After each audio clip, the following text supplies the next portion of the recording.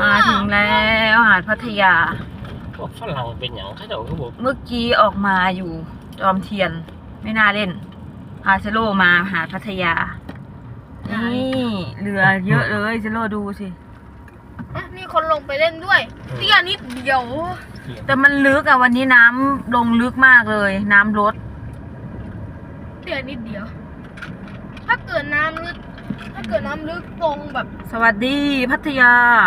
อัลโหลพัทยาไทยแลนด์เอวาโดเวสโดดูเซโลดีใจไปแต่ทะเลเอาให้คุ้มแล้วก็กลับไปอยู่บ้านนอกแล้วทีเนี้ย